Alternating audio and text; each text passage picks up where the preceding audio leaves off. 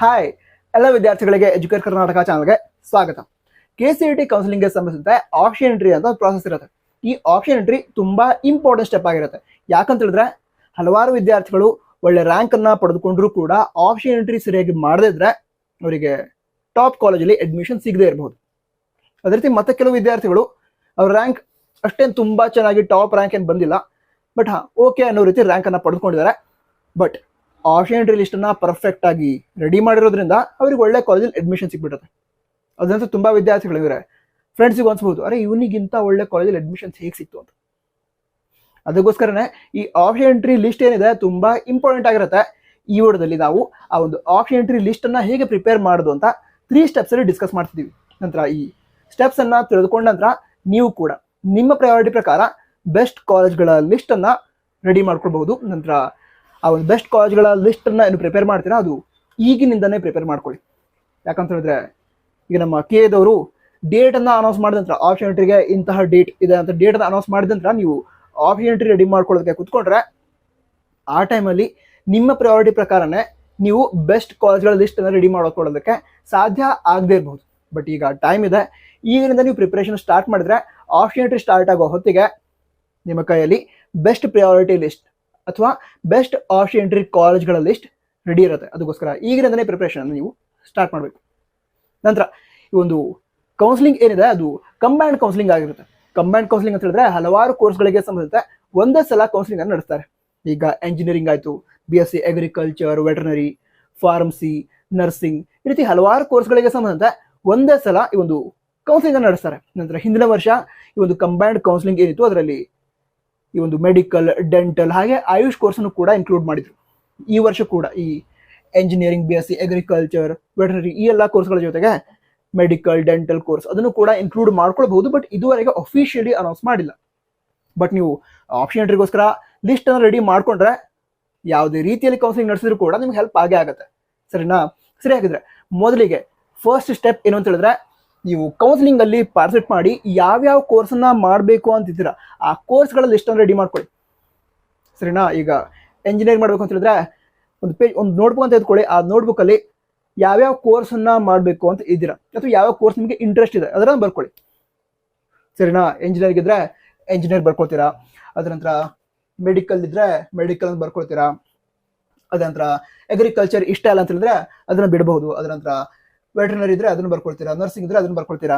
ಈ ರೀತಿ ಕೌನ್ಸಿಲಿಂಗ್ ಅಲ್ಲಿ ಪಾರ್ಟಿಸಿಪೇಟ್ ಮಾಡಿ ಮುಂದೆ ಯಾವ್ಯಾವ ಕೋರ್ಸ್ನ ಮಾಡಬೇಕು ಅಂತ ಇದೀರೋ ಆ ಕೋರ್ಸ್ಗಳ ಹೆಸರನ್ನ ಫಸ್ಟಿಗೆ ಬರ್ಕೊಳ್ಳಿ. ಇದು ಫಸ್ಟ್ ಸ್ಟೆಪ್. ಸರಿನಾ? ಅದರ ನೆಕ್ಸ್ಟ್ ಸ್ಟೆಪ್ ಏನು ಅಂತ ಹೇಳಿದ್ರೆ ಈಗ ಆ ಕೋರ್ಸ್ಗಳಲ್ಲಿ ಒಂದು ಕೋರ್ಸ್ನ ಹೆಸರನ್ನ ತೆಗೆದುಕೊಳ್ಳೋದು. ಈಗ ಎಕ್ಸಾಂಪಲ್ಗೆ ನೀವು ಎಂಜಿನಿಯರಿಂಗ್ ಅದು ನಿಮ್ಗೆ ಮಾಡೋದಕ್ಕೆ ಇಷ್ಟ ಇದೆ, ಅದನ್ನ ಬರೆದುಕೊಂಡಿದ್ದಾರೆ. ಈ ಕೋರ್ಸ್ ನನಗೆ ಇಷ್ಟ ಇದೆ ಅಂತ ಬರೆದುಕೊಂಡಿದ್ದೀರಾ. ಅದರ ಅದೇ ನೋಟ್ಬುಕ್ನ ನೆಕ್ಸ್ಟ್ ಪೇಜಲ್ಲಿ ಏನು ಮಾಡ್ತಾ ಅಂತ ಹೇಳಿದ್ರೆ ಪೇಜ್ನ ಸ್ಟಾರ್ಟಿಂಗ್ ಅಲ್ಲಿ ಎಂಜಿನಿಯರಿಂಗ್ ಕಾಲೇಜಸ್ ಅಂತ ಬರ್ಕೊಂಡ್ರಿ. ಸರಿನಾ? ಎಂಜಿನಿಯರಿಂಗ್ ಕಾಲೇಜಸ್ ಅಂತ ಬರ್ಕೊಂಡ್ರಿ. ಅದ್ರ ನಂತರ ನಿಮಗೆ ಯಾವ್ಯಾವ ಎಂಜಿನಿಯರಿಂಗ್ ಕಾಲೇಜಸ್ ಇಷ್ಟ ಇದೆ ಅದನ್ನ ಬರೆದುಕೊಳ್ತಾ ಹೋಗ್ತೀರಾ. ಈಗ ವಿದ್ಯಾರ್ಥಿಗಳ ಪ್ರಯಾರಿಟಿ ಬೇರೆ ಬೇರೆ ಇರುತ್ತೆ. ಕೆಲವು ವಿದ್ಯಾರ್ಥಿಗಳು ನನಗೆ ಇಂತಹ ಊರಿನಲ್ಲಿ ಅಥವಾ ಇಂಥ ಸಿಟಿಯಲ್ಲೇ ನಾನು ಎಂಜಿನಿಯರಿಂಗ್ ಅನ್ನ ಮಾಡಬೇಕು ಆ ರೀತಿ ಇರುತ್ತೆ. ಮತ್ತೆ ಕೆಲವು ವಿದ್ಯಾರ್ಥಿಗಳು ನಮ್ಮ ಊರಿನ ಹತ್ತಿರದಲ್ಲಿರುವಂತಹ ಎಂಜಿನಿಯರಿಂಗ್ ಕಾಲೇಜಲ್ಲಿ ಜಾಯ್ನ್ ಆಗ್ತೀನಿ ಆ ರೀತಿ ಇರುತ್ತೆ. ಕೆಲವು ವಿದ್ಯಾರ್ಥಿಗಳಿಗೆ ಇಂತಹ ಕಾಲೇಜಲ್ಲಿ ಪ್ಲೇಸ್ಮೆಂಟ್ ತುಂಬಾ ಚೆನ್ನಾಗಿದೆ ಅಂತ ನಾನು ಅದೇ ಕಾಲೇಜ್ ಸ್ಟಡಿ ಮಾಡಬೇಕು, ಈ ರೀತಿ ಪ್ರಯಾರಿಟಿ ಇರುತ್ತೆ. ಸೊ ನಿಮ್ಮ ಪ್ರಯಾರಿಟಿ ಪ್ರಕಾರ ನೀವೇನು ಮಾಡ್ತೀರಾ ಆ ಒಂದು ಎಂಜಿನಿಯರಿಂಗ್ ಕಾಲೇಜಸ್ ಏನಿದೆ ಆ ಕಾಲೇಜ್ಗಳ ಲಿಸ್ಟ್ ಅನ್ನ ಮಾಡ್ಕೊಳ್ತೀರಾ.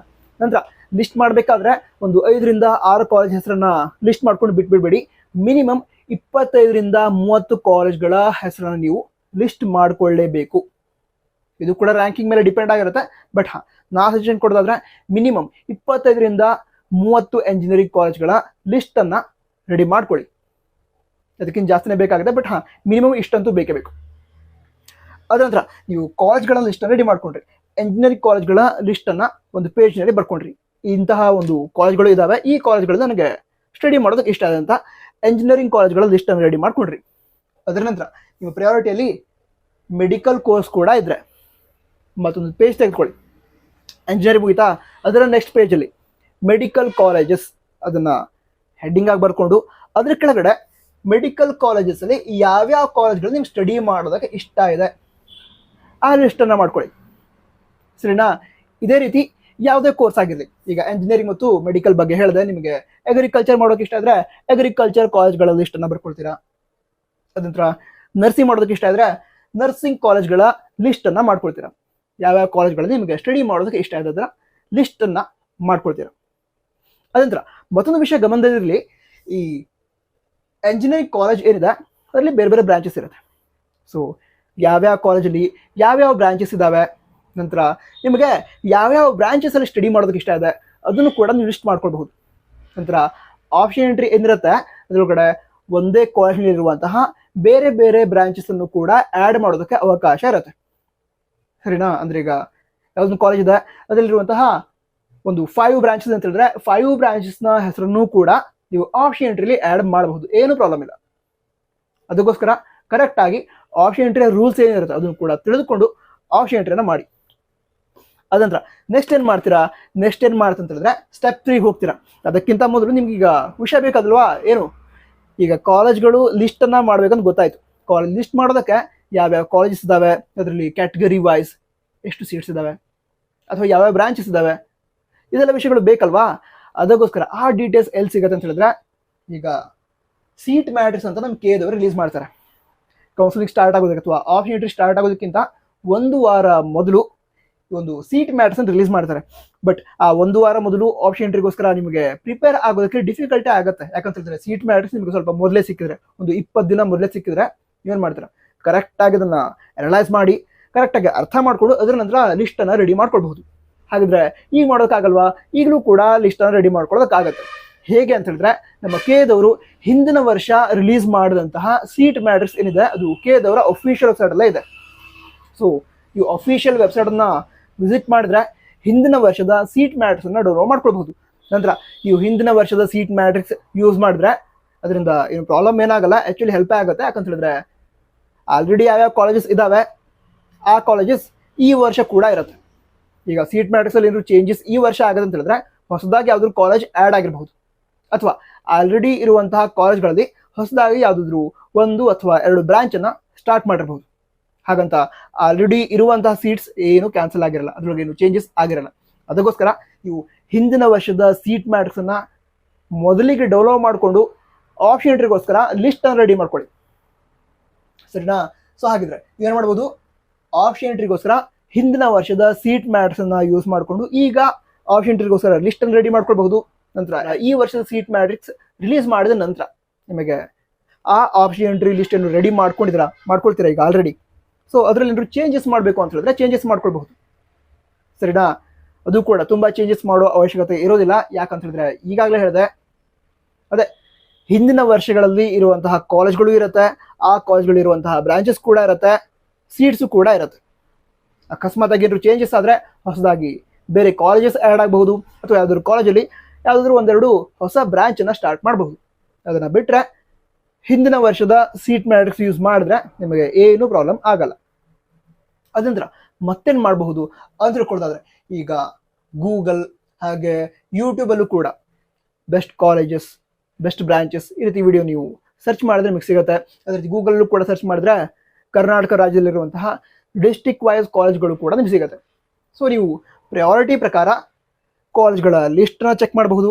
ಅದೇ ರೀತಿ ಗೂಗಲ್ ಒಳಗಡೆ ಈ ಒಂದು ಕಾಲೇಜ್ಗಳ ಬಗ್ಗೆ ರಿವ್ಯೂಸ್ ಕೂಡ ನೀವು ಚೆಕ್ ಮಾಡಬಹುದು. ಆಲ್ರೆಡಿ ಅಲ್ಲಿ ಸ್ಟಡಿ ಮಾಡುವಂತಹ ವಿದ್ಯಾರ್ಥಿಗಳು ಕಾಲೇಜ್ ಬಗ್ಗೆ ರಿವ್ಯೂ ಕೊಟ್ಟಿರ್ತಾರೆ, ಪ್ಲೇಸ್ಮೆಂಟ್ ಹೇಗಿದೆ ಆ ಎಲ್ಲ ವಿಷಯಗಳು ಸಿಗುತ್ತೆ.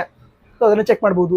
ಹಾಗೆ ಯಾವ್ಯಾವ ಇಂಜಿನಿಯರಿಂಗ್ ಕಾಲೇಜ್ ಇದೆ, ಅಗ್ರಿಕಲ್ಚರ್ ಕಾಲೇಜ್ ಇದೆ, ಅಥವಾ ನರ್ಸಿಂಗ್ ಕಾಲೇಜ್ ಇದೆ, ಎಲ್ಲ ಕಾಲೇಜ್ಗಳದ್ದು ಕೂಡ ವೆಬ್ಸೈಟ್ ಇರುತ್ತೆ, ಅಫಿಷಿಯಲ್ ವೆಬ್ಸೈಟ್ ಇರುತ್ತೆ.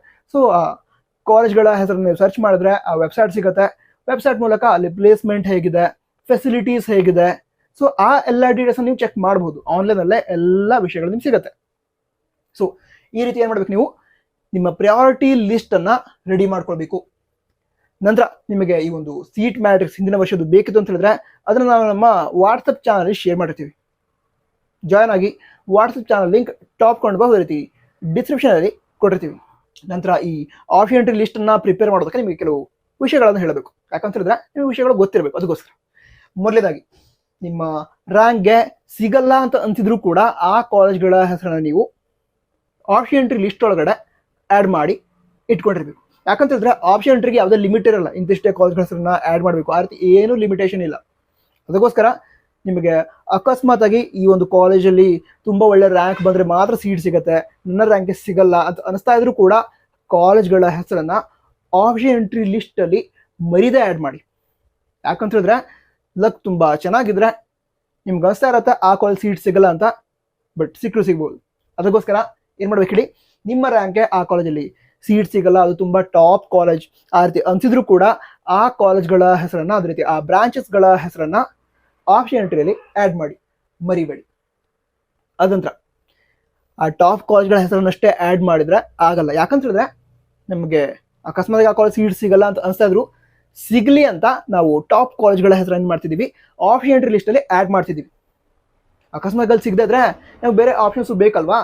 ಅದಕ್ಕೋಸ್ಕರ ಏನು ಮಾಡಬೇಕು ಅಂತ ಹೇಳಿದ್ರೆ ನಮ್ಮ ರ್ಯಾಂಕ್ ಏನಿದೆ ಅದಕ್ಕೆ ಸಿಗುವಂತಹ ಕಾಲೇಜ್ಗಳು ಏನಿದೆ ಅವುಗಳ ಹೆಸರನ್ನು ಕೂಡ ನಾವು ಆಪ್ಷನ್ ಎಂಟ್ರಿಯಲ್ಲಿ ಆ್ಯಡ್ ಮಾಡಬೇಕು. ಈಗ ಎಕ್ಸಾಂಪಲ್ಗೆ ನೀವೊಂದು 50,000 ರ್ಯಾಂಕನ್ನು ಪಡೆದುಕೊಂಡಿದ್ದೀರ, ಆವಾಗ ಟಾಪ್ 3 ಕಾಲೇಜ್ಗಳ ಹೆಸರನ್ನ ಆ್ಯಡ್ ಮಾಡಿ ಬಿಟ್ಬಿಟ್ರೆ ಸಾಕಾಗಲ್ಲ. 50,000 ರ್ಯಾಂಕ್ಗೆ ಯಾವ ಕಾಲೇಜಲ್ಲಿ ಅಡ್ಮಿಷನ್ ಸಿಗಬಹುದು ಆ ಕಾಲೇಜ್ಗಳ ಹೆಸರನ್ನು ಕೂಡ ನೀವು ಆಪ್ಷನ್ ಎಂಟ್ರಿಯಲ್ಲಿ ಆ್ಯಡ್ ಮಾಡಲೇಬೇಕು. ಅದಕ್ಕೋಸ್ಕರ ಈಗ ಟಾಪ್ ಕಾಲೇಜ್ಗಳ ಹೆಸರನ್ನು ಕೂಡ ಆ್ಯಡ್ ಮಾಡ್ತೀರಾ, ಅದರ ಕೆಳಗಡೆ ಏನು ಮಾಡ್ತೀರಾ ಅಂತ ಹೇಳಿದ್ರೆ ನೀವು ನಿಮ್ಮ ರ್ಯಾಂಕ್ನ ಪ್ರಕಾರ, ಅದೇ 50,000 ಅಥವಾ 60,000 ರ್ಯಾಂಕ್ ಬಂದರೆ 60,000 ರ್ಯಾಂಕ್ ಬಂದರೆ ನಮ್ಗೆ ಯಾವ ಕಾಲೇಜಲ್ಲಿ ಅಡ್ಮಿಷನ್ ಸಿಗಬಹುದು ಅದನ್ನು ಕೂಡ ತಿಳಿದುಕೊಂಡು ಆ ಕಾಲೇಜ್ಗಳ ಹೆಸರನ್ನು ಕೂಡ ಆಪ್ಷನ್ ಎಂಟ್ರಿಯಲ್ಲಿ ಆ್ಯಡ್ ಮಾಡಲೇಬೇಕು. ಇದು ತುಂಬ ಇಂಪಾರ್ಟೆಂಟ್.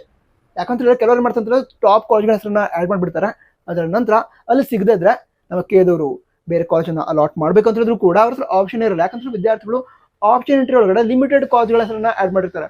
ಈಗ ಎಕ್ಸಾಂಪಲ್ಗೆ 15 ಕಾಲೇಜ್ಗಳ ಹೆಸರನ್ನ ಅವರು ಆ್ಯಡ್ ಮಾಡಿದ್ದಾರೆ, ಅವ್ರ ರ್ಯಾಂಕಿಂಗ್ ಒಂದು 80,000 ಇದೆ. ಆ 15 ಕಾಲೇಜಲ್ಲಿ ಯಾವುದೇ ಕಾಲೇಜಲ್ಲಿ ಅವರಿಗೆ ಸೀಟ್ ಅಲಾಟ್ ಮಾಡೋದಕ್ಕೆ ಆಗಲ್ಲ ಅಂತ ಹೇಳಿದ್ರೆ ಬೇರೆ ಕಾಲೇಜ್ ಅಲಾಟ್ ಮಾಡಬೇಕು ಅಂತ ಹೇಳಿದ್ರು ಕೂಡ ಅಲ್ಲಿ ಆಪ್ಷನ್ ಇಲ್ಲ. ಯಾಕಂತ ಹೇಳಿದ್ರೆ ವಿದ್ಯಾರ್ಥಿಗಳು ಎಂಟ್ರಿ ಮಾಡೋದೇ 15 ಕಾಲೇಜ್. ಅದೇ ಆ ಸ್ಟೂಡೆಂಟ್ ಒಂದು 100 ಅಥವಾ 120 ಕಾಲೇಜ್ಗಳ ಹೆಸರನ್ನ ಆ್ಯಡ್ ಮಾಡಿದ್ರೆ ಆ 120 ಕಾಲೇಜಲ್ಲಿ ಯಾವುದಾದ್ರು ಒಂದು ಕಾಲೇಜ್ ಇದ್ರೂ ಅವರಿಗೆ ಅಲಾಟ್ ಆಗ್ಬೋದಲ್ವಾ. ಅದಕ್ಕೋಸ್ಕರನೇ ಮ್ಯಾಕ್ಸಿಮಮ್ ನಂಬರ್ ಆಫ್ ಕಾಲೇಜ್ಗಳ ಹೆಸರನ್ನು ನೀವು ಆ್ಯಡ್ ಮಾಡಬೇಕು.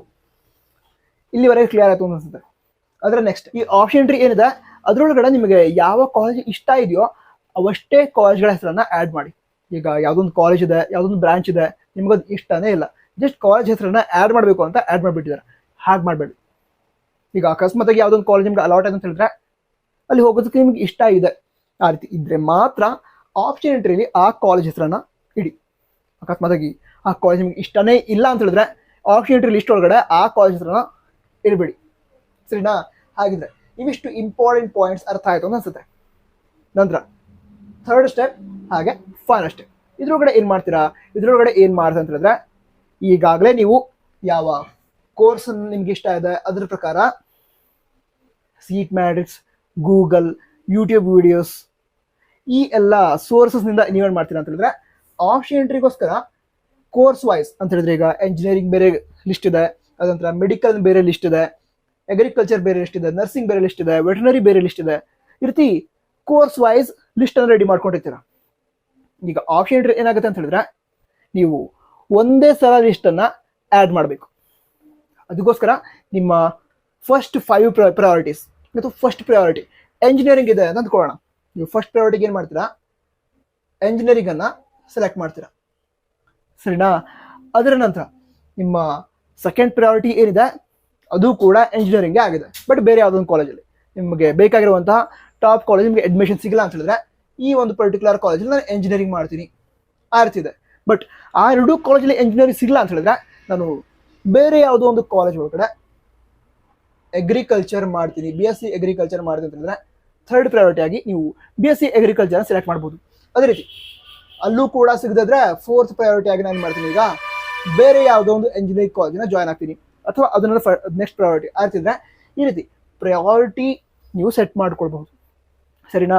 ಸೊ ಥರ್ಡ್ ಸ್ಟೆಪ್ಪಲ್ಲಿ ಏನು ಮಾಡ್ತಾ ಅಂತಂದರೆ ನೀವು ಆಲ್ರೆಡಿ ಈ ಒಂದು ಕೋರ್ಸ್ ವೈಸ್ ಕಾಲೇಜ್ಗಳ ಲಿಸ್ಟನ್ನು ಏನು ರೆಡಿ ಮಾಡ್ಕೊಂಡಿದ್ದೀರಾ ಅವೆಲ್ಲವುಗಳನ್ನು ಕಂಬೈನ್ ಮಾಡಿ ಒಂದೇ ಫೈನಲ್ ಪ್ರಯಾರಿಟಿ ಲಿಸ್ಟ್ ಅಥವಾ ಆಪ್ಷನ್ ಎಂಟ್ರಿ ಲಿಸ್ಟನ್ನು ರೆಡಿ ಮಾಡ್ಕೊಳ್ಬಹುದು. ನಂತರ ಈ ರೀತಿ ಸ್ಟೆಪ್ಸನ್ನು ಫಾಲೋ ಮಾಡಿದರೆ ಈಗ ಕೌನ್ಸಿಲಿಂಗ್, ಆ್ಯಕ್ಚುಯಲ್ ಕೌನ್ಸಿಲಿಂಗ್ ಅಥವಾ ಆಪ್ಷನ್ ಎಂಟ್ರಿ ಸ್ಟಾರ್ಟ್ ಆಗೋದು ಜೂನ್ 2nd ವೀಕ್ ಆ ರೀತಿ ಆಗ್ಬೋದೇನೋ. ಸೊ ಆ ಟೈಮಲ್ಲಿ ನಿಮಗೆ ಆಪ್ಷನ್ ಎಂಟ್ರಿಗೋಸ್ಕರ ಕರೆಕ್ಟ್ ಪ್ಲ್ಯಾನ್ ಇರುತ್ತೆ ತಲೆಯಲ್ಲಿ. ನಂತರ ಫೈನಲ್ ಸೀಟ್ ಮ್ಯಾಟ್ರಿಕ್ಸ್ ಬಿಟ್ಟ ನಂತರನೂ ಕೂಡ ಒಮ್ಮೆ ಚೆಕ್ ಮಾಡೋದಷ್ಟೇ ಬಾಕಿ ಉಳಿದಿರುತ್ತೆ. ಅದೇ ರೆಡಿ ಮಾಡಿರುವಂತಹ ಆಪ್ಷನ್ ಎಂಟ್ರಿ ಲಿಸ್ಟ್ ಕರೆಕ್ಟಾಗಿ ಇದೆಯಾ ಇಲ್ವಾ ಅದನ್ನು ಚೆಕ್ ಮಾಡೋದಷ್ಟೇ ಬಾಕಿ ಇರುತ್ತೆ. ಅದಕ್ಕೋಸ್ಕರ ಈಗಿರುವಂತಹ ಟೈಮ್ ಏನಿದೆ ಅದನ್ನು ಯಾವುದೇ ಕಾರಣಕ್ಕೂ ವೇಸ್ಟ್ ಮಾಡಬೇಡಿ. ಕರೆಕ್ಟಾಗಿ ಟೈಮನ್ನು ಯುಟಿಲೈಸ್ ಮಾಡಿಕೊಂಡು ಆಪ್ಷನ್ ಎಂಟ್ರಿಗೋಸ್ಕರ ಕಾಲೇಜ್ಗಳ ಲಿಸ್ಟನ್ನು ರೆಡಿ ಮಾಡಿ. ನಂತರ ಎಲ್ರಿಗೂ ಒಳ್ಳೇದಾಗಲಿ. ಬೇರೆ ಡೌಟ್ಸ್ ಇದ್ದರೆ ಕನ್ನಡ ತಿಳಿಸಿ. All the best. ಜೈ ಹಿಂದ್. ವಂದೇ ಮಾತರಂ.